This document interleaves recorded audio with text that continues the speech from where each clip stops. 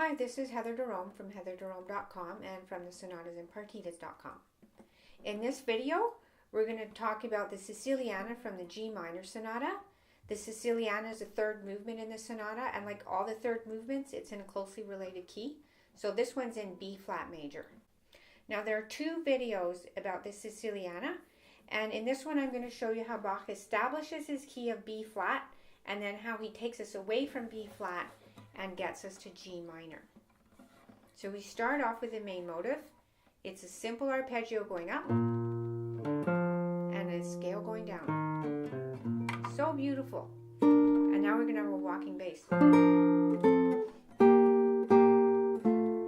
flat, D, C, B flat, A, C, F. Now we're going to go back down again.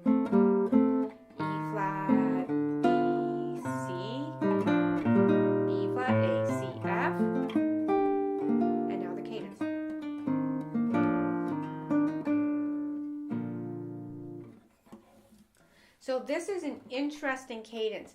First of all, it shows Bach's choral roots. He grew up as a choir boy.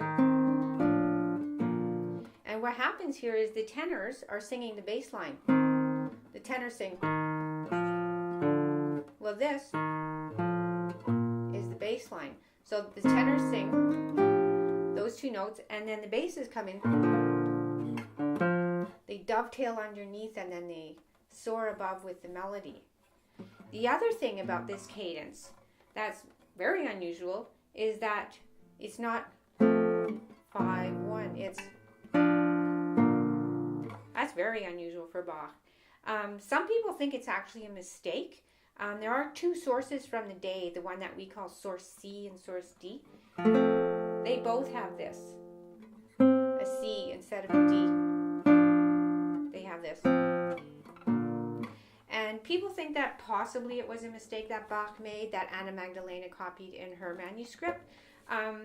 However, I don't think so, because Couperin and Handel actually used that very same cadence. Couperin used it several times in his keyboard works, Concerts Royaux, and Handel used it in several of his operatic arias as well.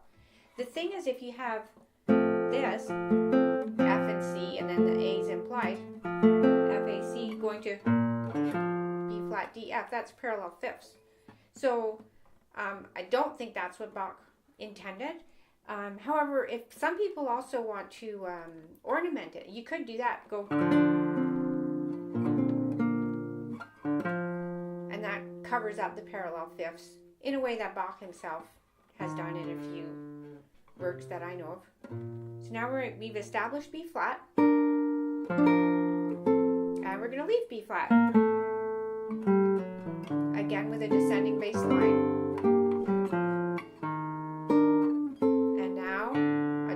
Pedal to G minor. So from now on, everything that's happening is to get us to G minor. Now what's happening here? Bach just has those two notes. I like to play an A because A is the lowest note in the in his scale. A lot of times the lowest note is the implied bass note. People could also play a full F7 chord. Bach has E flat and C, so that's the 7th and the 5th. And later in the same piece, he has E flat and C down an octave for his final cadence. And so that's definitely, you can see it in the other video, it definitely implies the cadence. So it could be that, and then your bass would be F, F sharp, G.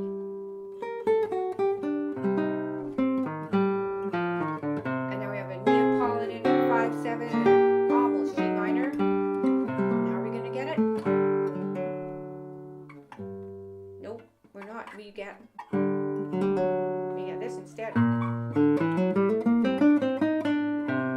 try again. 5-7 G minor.